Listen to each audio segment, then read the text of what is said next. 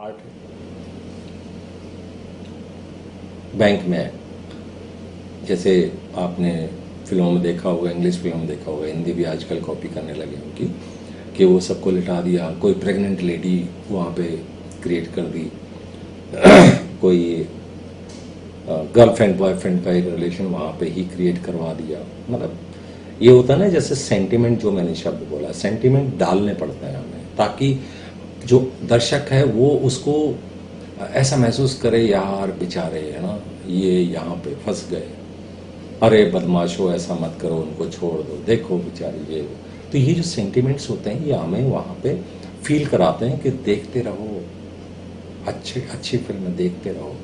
और बैंक लूटना हो तो भाई ठीक है, जाएंगे, गोली मारेंगे, पैसा लेंगे, भागेंगे, जाओ, या पुलिस बाहर वेट कर रही, आ जाओ बेटा। कहने का मतलब ये है कि जब आप कुछ लिखते हैं तो उसके अंदर इमोशंस डालते हुए चलो, थोड़े थोड़े इमोशन जरूर डालेंगे, हर कैरेक्टर का एक इमोशन जो है उसमें डाल दो। मैं हमेशा से एक बात बोलता हूं, कॉमेडी फिल्म की जो एज होती है, जैसे कहते हैं ना कितने दिन चलेगी, तो मैं एज बता रहा हूं, कॉमेडी फिल्म की एज होती है 24 घंटे। आप डे टाइम में देख जाओ, रात के बाद अगले दिन वो तुम्हें याद नहीं रहती। लेकिन अगर इमोशनल फिल्म है तो आपके शमशान घाट तक आपके साथ रहता है वो इमोशन, आपको याद रहती है वो फिल्म, क्योंकि वो आपको रुला के जाती है, वो आपको टच करा के जाती है। क्यों? क्योंकि आम आदमी की कहानी है, हर आदमी इमोशनल है, कॉमेडियन नहीं है। कॉमेडी हमारा बहुत छोटा सा पार्ट है, बहुत छोटा सा पार्ट है, लेकिन इमोशंस बहुत बड़ा पार्ट है। कॉमेडी को हटा दे तो आप हर जगह पे इमोशंस फील करते हैं, रिश्तों में आप फील करते हैं, एकांत में आप फील करते हैं, प्यार में आप फील करते हैं, आप किसी चीज में भी जाए इमोशंस जुड़े हुए हैं। तो इमोशंस डालना इसलिए ज्यादा इंपॉर्टेंट होता है, जहां कहीं ना भी होना तो इमोशंस डाल दो। मैं एक और फिल्म बोलूँगा, फॉरेस्ट गंप करके शायद फिल्म है, शायद उसमें एक एक्टर अकेला रह जाता है एक टापू पे, अकेला, लेकिन इमोशंस कहाँ से आएंगे बताओ? इमोशंस के लिए उसने एक नारियल के ऊपर आंखें आंखें बना के, वो एक नारियल, सूखा नारियल को अपना साथी बना लिया, उससे बात करता है, क्योंकि डायलॉग किसको दें फिर? राइटर तो ऐसे सोचेगा ना, डायरेक्टर ऐसे सोचेगा, बगैर डायलॉग की फिल्म बना रहे हो तुम, बोर कर दोगे ऐसे, वो अकेला बंदा भी क्या कर लेगा? तो उसने उसको कैरेक्टर बनाया, उसके साथ बात करना, उसको इमोशनली उसके साथ अटैच होना, उसको साथ लेके आना जब वो बचता है तब। कहने का मतलब इमोशन डाल दिया उसने उसमें, इमोशन डालते वो बस आम आदमी के साथ अटैच हो गया, वो ऐसा ही फील कराता, मैं अकेला नहीं हूं, मेरे साथ कोई है।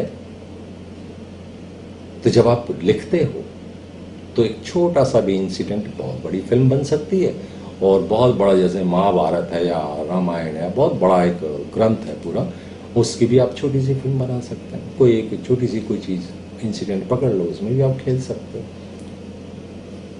तो स्टोरी राइटिंग जो है वो असलियत में क्या होता है कि एक आम आदमी के साथ, आम इंसान के साथ टच करो, और उसमें मैं कहूँगा इमोशंस 80% काम करता है।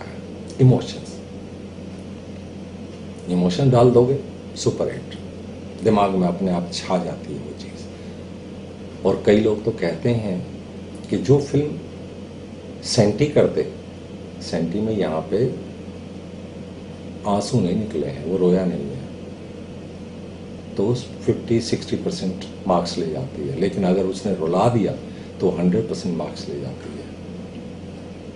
तो जानबूझ के अगर हम इस टाइप की कोई चीज़ दिखाते हैं, विरह एक रस है, अगर हम उसके अंदर वो डाल देते हैं तो ज़्यादा टची हो जाती है हमारी वो फिल्म, आम इंसान जुड़ता है उससे। दूसरे कॉन्सेप्ट कहाँ से आते हैं? सराउंडिंग से आते हैं।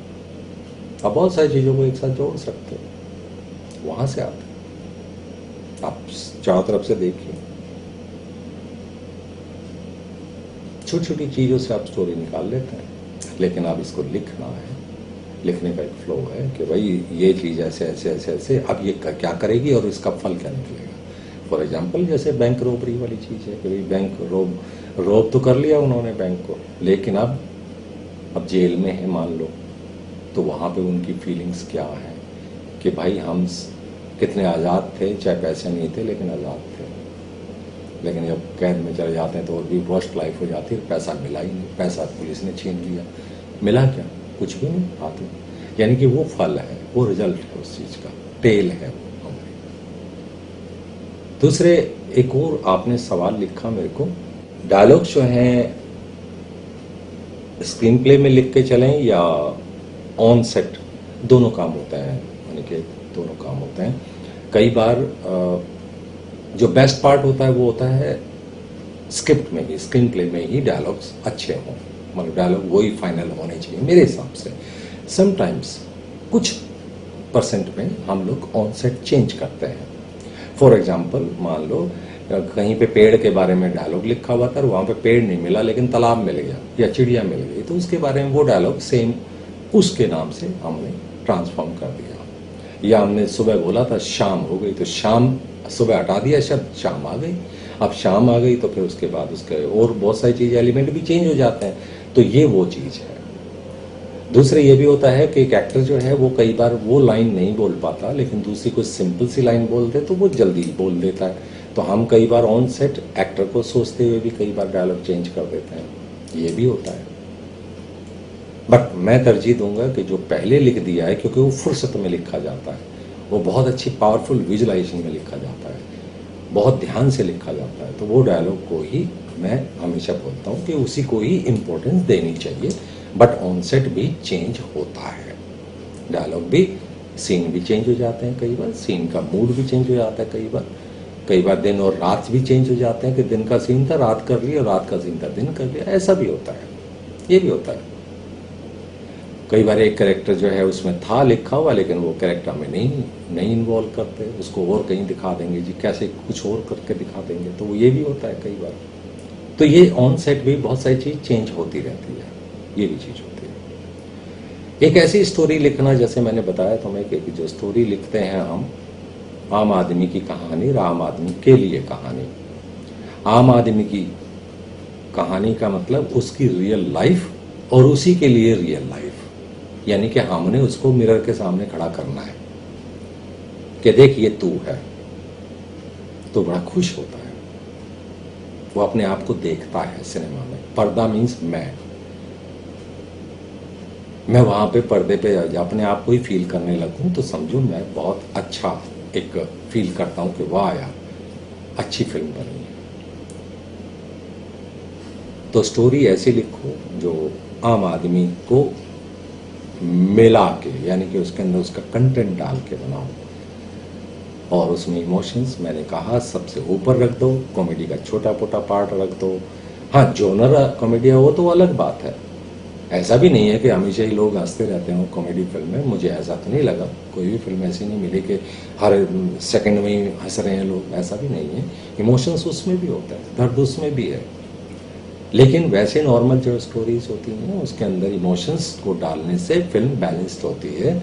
अगर आप थोड़ा सा भी नहीं डालेंगे तो वो फिल्म गड़बड़ हो जाएगी। और उसमें जैसे फॉर एग्जांपल मान लो मैं कहता हूँ कि फूलन देवी एक फिल्म थी डकैतों के ऊपर थी, लेकिन वो टोटली देखो बेस्ड इमोशंस पे ही है, स्टोरी डाकू की है लेकिन इमोशंस हैं उसमें। और आम आदमी जोड़ के चलता है, भाई जिसके साथ इतना बुरा हुआ होगा वो आदमी क्या सोचेगा यार, डकैती बनेगा, मारेगा ही ना फिर, क्योंकि इंसान है वो, भगवान थोड़ी है।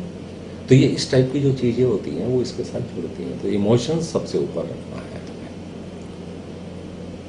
तो आई होप कि मैंने आपके सवालों के जवाब दिए होंगे, और अगर ऐसा लगता है कि जवाब अच्छे तरीके से नहीं मिले हैं तो कोई एक पर्टिकुलर कोई भी जो चीज़ तुम्हें नहीं मैं डिलीवर कर पाया, तो उस पर्टिकुलर उसका भी एक सवाल आप मेरे को डाल दीजिएगा, मैं उस पर्टिकुलर उस हिस्से पे भी आपको और डिटेल में बता सकता हूँ। तो अनिकेत, आपको जवाब कैसा लगा, आप उसका एक कमेंट जरूर डाल दीजिएगा। और सभी दर्शकों से एक बार फिर निवेदन है कि आप के दिमाग में अगर कोई सवाल है तो उस सवाल का वीडियो आप बनाइए, मेरे पास भेजिए, और उसका जवाब जो है मैं पूरी कोशिश करूँगा अपने अनुभवों के बेस पे मैं आपको जवाब दे सकूं।